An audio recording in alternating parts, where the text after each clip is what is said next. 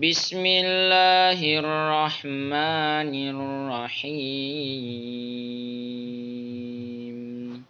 Assalamualaikum warahmatullahi wabarakatuh. Alhamdulillahi rabbil alamin. Assalatu wassalamu ala asyrafil anbiya'i wal mursalin, sayyidina wa maulana Muhammadin wa ala alihi wa sahbihi ajma'in, amma ba'd. Pertama-tama, marilah kita panjatkan puja-puji serta syukur kita kepada Allah Subhanahu wa taala yang telah memberikan limpahan rahmat karunia-Nya dan nikmat-Nya kepada kita, baik itu nikmat iman, nikmat Islam, dan nikmat ihsan-Nya. Salawat serta salam senantiasa tercurahkan kepada baginda Nabi besar Muhammad sallallahu alaihi wasallam. Allahumma shalli ala sayyidina Muhammad, yang telah membawa kita dari zaman kegelapan menuju zaman yang terang benderang, dari zaman jahiliyah menuju zaman yang Islamiyah. Yang terhormat Bapak Ustadz Ahmad Dasuki LCMA dan teman-teman dan para hadirin sekalian yang saya cintai dan saya sayangi. Adapun tema kita pada hari ini yaitu kajian Surah Al-Asr. Ayat pertama berbunyi wal asr. Demi waktu yang kami berikan kesempatannya kepada manusia. 1 hari 24 jam. 1 minggu atau 1 pekan 7 hari, 1 bulan 30 hari. Kami berikan itu kepada manusia untuk memanfaatkan dengan sebaik-baiknya. Tapi sayang, dari setiap kesempatan waktu yang kami berikan itu, innal insana lafi khusr.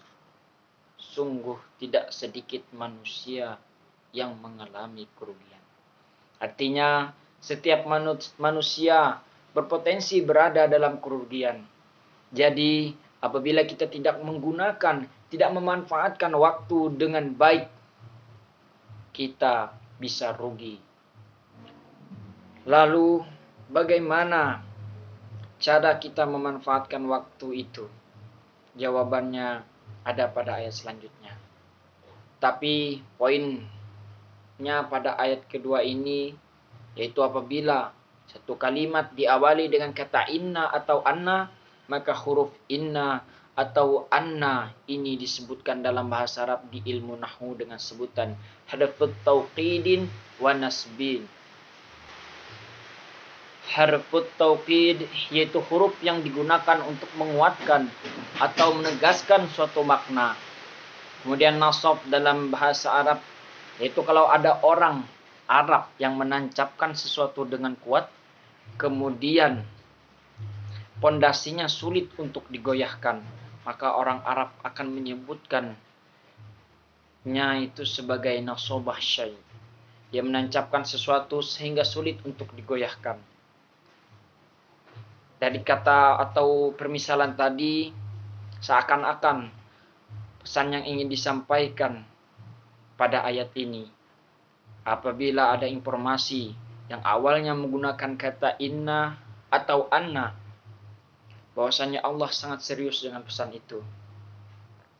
Allah tegaskan kepada kita, tancapkan, kuatkan pesan ini dan jangan sampai kamu goyah terhadapnya.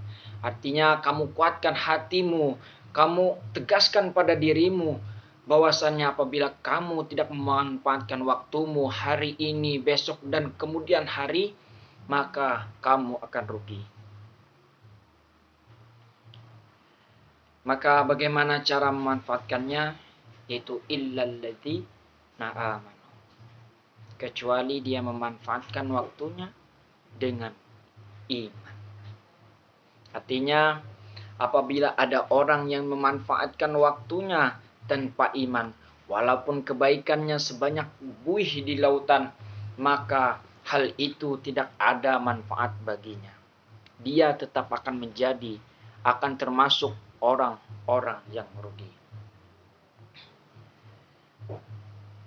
Misalnya, ada orang yang membangun jalan, untuk kepentingan umat, untuk kepentingan sosial atau untuk kepentingan manusia.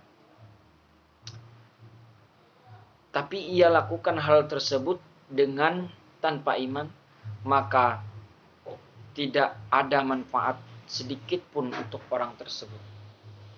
Walaupun di dunia Allah balas kebaikannya.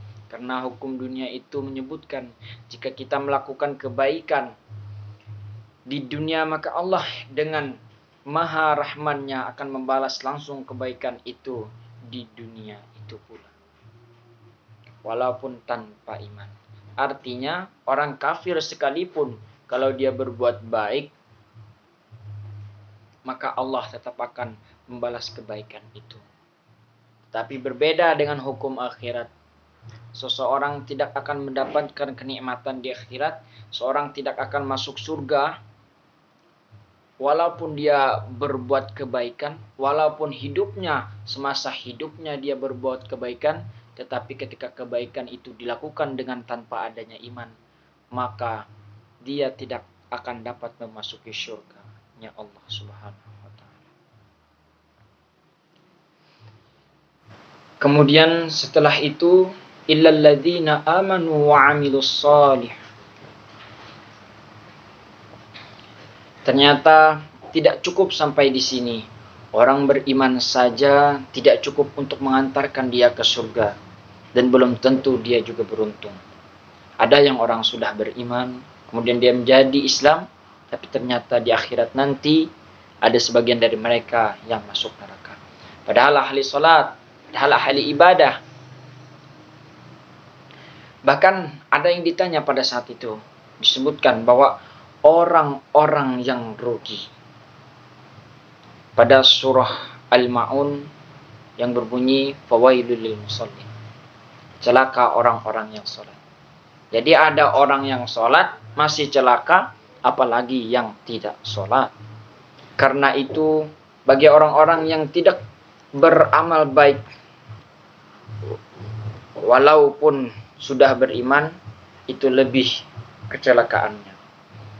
Karena untuk masuk surga tidak cukup dengan iman saja, tapi harus dibuktikan dengan melakukan kebaikan yang sanggup ia kerjakan. Kemudian lanjutan daripada ayat tadi, illal ladzina amanu wa 'amilus shalih. Jadi kalau kita beriman pun belum aman. Coba kita siapkan amalan-amalan apa yang akan kita lakukan hari ini, esok, dan kemudian hari. Contoh seperti membaca Al-Quran. Hari ini saya membaca Al-Quran 5 juz, besok 10 juz, besok 15, dan meningkat dari hari ke hari. Sedekah hari ini 1000, esok 2000, esoknya lagi 3000, sampai 100.000. Cobalah untuk melakukan amalan-amalan sunnah yang sudah dianjurkan, yang sudah diperlihatkan, yang sudah digambarkan oleh Rasulullah SAW sebagai suri tauladan kita. Kemudian yang ketiga, illal ladzina amanu wa 'amilus shalihati wa tawassaw bil haqq wa tawassaw bis sabr. Dan dalam rangka mengerjakan amal soleh ini, selalulah kita untuk selalu mengingatkan satu dengan yang lain. Ada yang mau ta'lim contohnya, sebarkan informasinya, sebarkan ke teman, sebarkan ke orang tua, sebarkan kepada yang lainnya, siapapun itu. Karena surga terlalu luas kalau hanya untuk kita sendiri. Dan yang terakhir, sabar dalam mengerjakan. Karena istiqomah dalam mengerjakan kebaikan itu tidaklah mudah. Mungkin itu saja yang dapat saya sampaikan. Mohon maaf apabila ada kekurangan dan kesalahan baik dari perkataan dan perbuatan. Billahi taufik illa aqwam thariq. Assalamualaikum warahmatullahi wabarakatuh.